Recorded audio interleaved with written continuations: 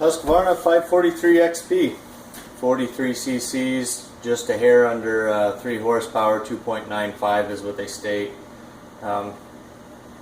Just a hair under 10 pounds to 9.92 pounds is also what they state. This one has a 16-inch bar. This is going to be one of my typical videos, just showing some of the features on the saw, and then I'm going to do a little bit of a tear down so guys can see what the inner workings are a little bit.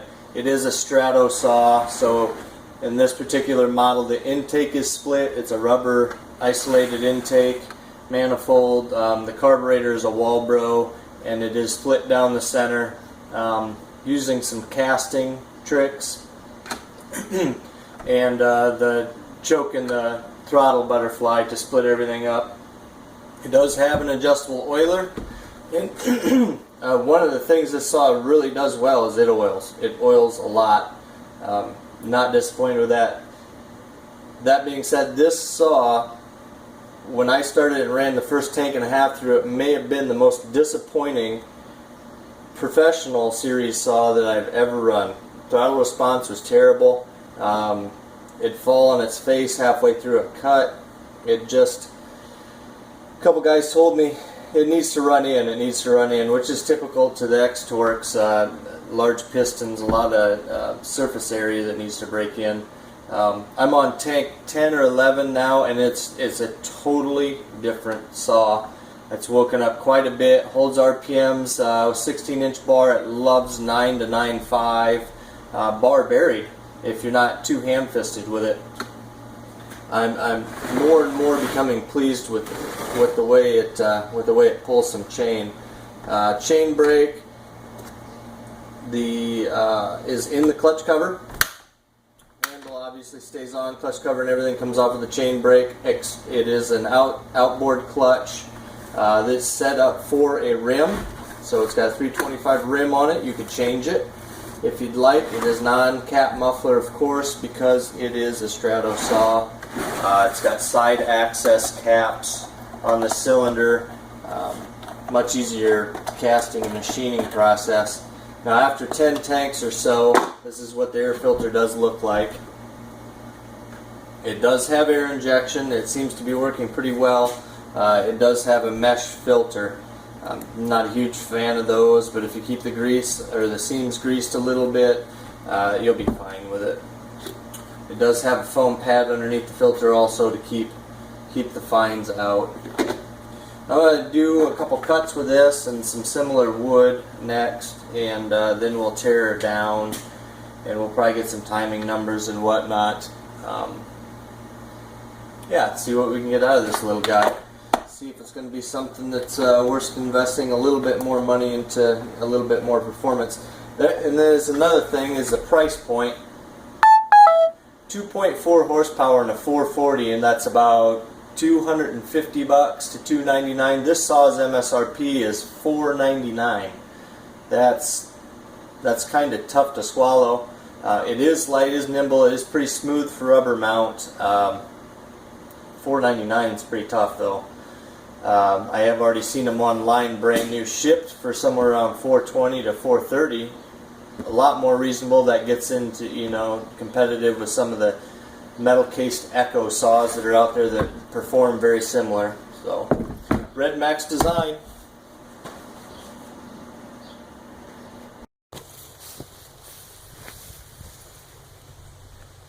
Found a good chunk of wood. Seasoned, that's been drying for a couple of years. Looks like it'll eat up the whole bar. 543 XP.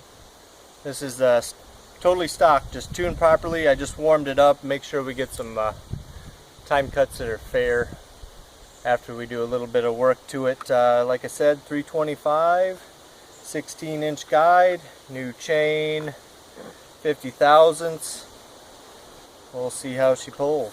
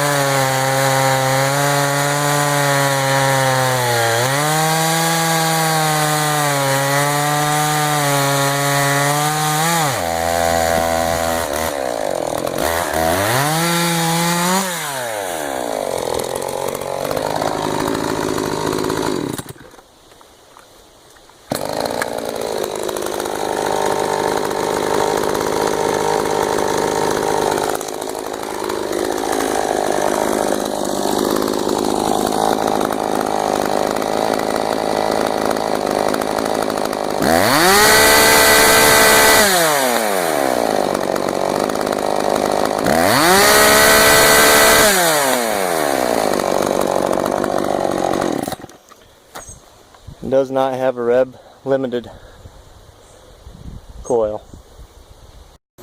And I'm going to take this thing down in sections. Get this to focus.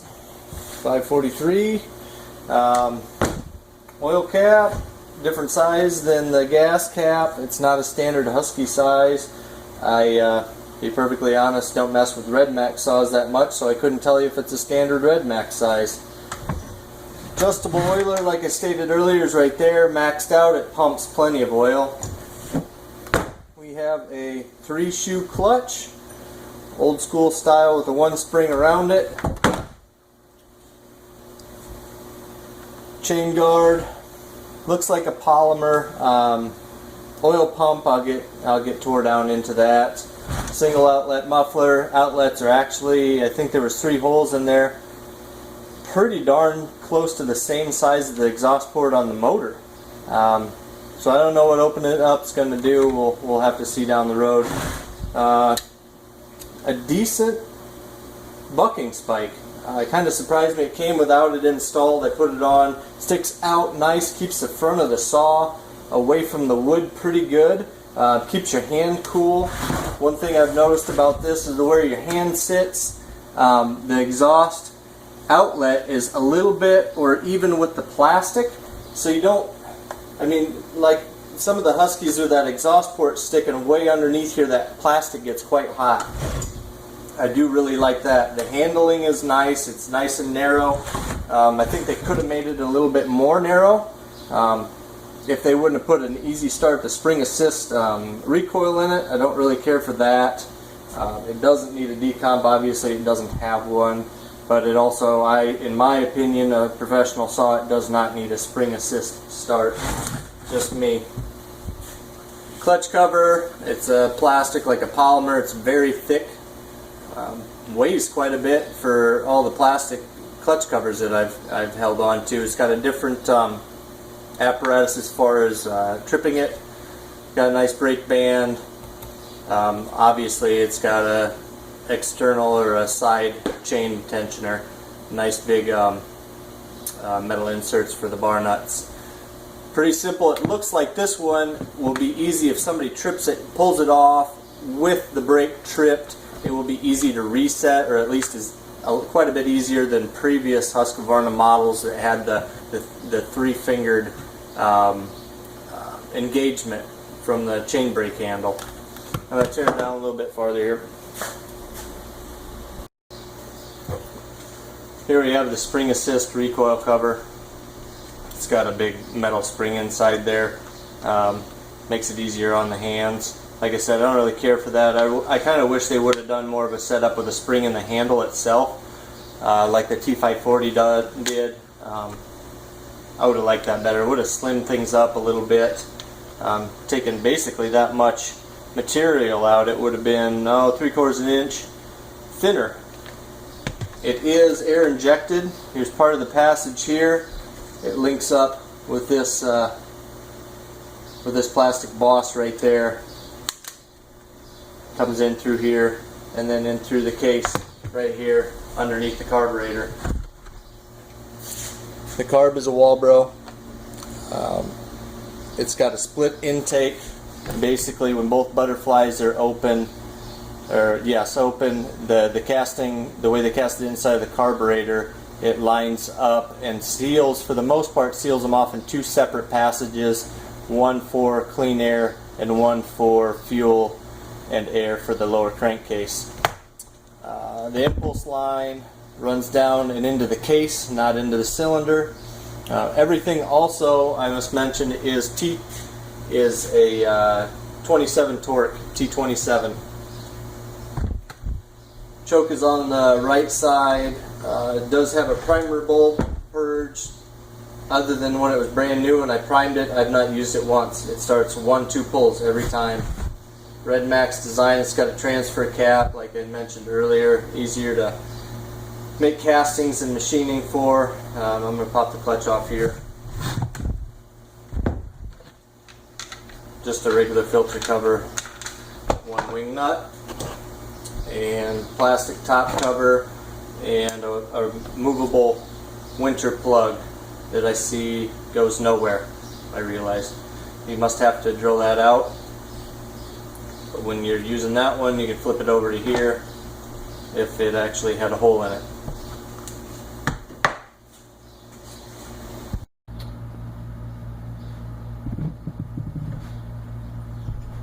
Clutch drum, obviously rim, comes with a 7-pin 325. Like most Husky saws that are pro grade, has a needle bearing grease hole. You can grease the needle bearing without taking the whole assembly off. It's got an orifice right here to channel. Metal, all metal oil pump. It is completely enclosed. It has a nice, it is plastic, but it is covered, completely sealed off. The worm gear has a brass sleeve inside of it. It's pretty nice. Cylinder is a quad port. Strato, of course, has front transfers for clean air to load the uppers. Obviously, like I said earlier, it has a cap here. Makes it easier for casting and machining the transfers themselves. Side transfers are pretty small, but keep in mind it is 43 cc's. For the tech guys, squish was measured. The tightest I could find is 0.037. Most of it was 0.040044. Without a gasket, it was 0.019. Exhaust on this saw is 108 degrees.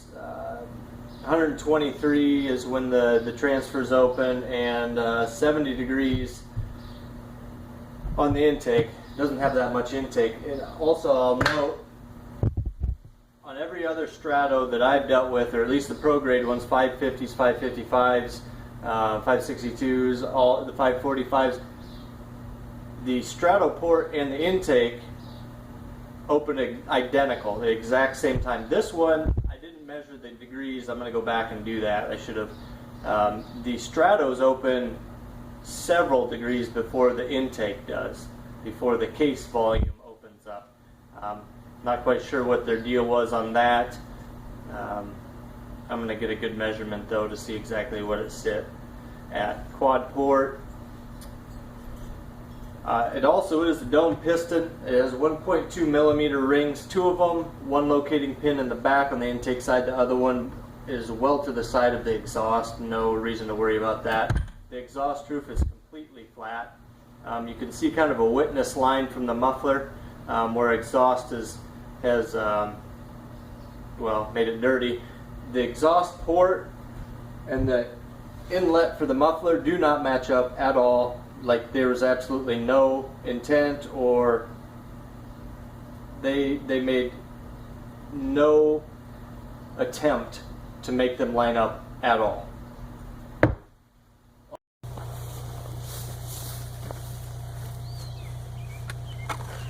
Round one on modifications. It'll be the only modification video I attached to this little series. I wanted it to be more about the saw, not necessarily the gains.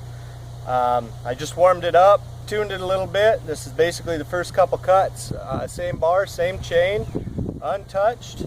Wants to run tuned at about 14.4, 14.5. Idle's about the same. Throttle response feels better. The video will tell the truth.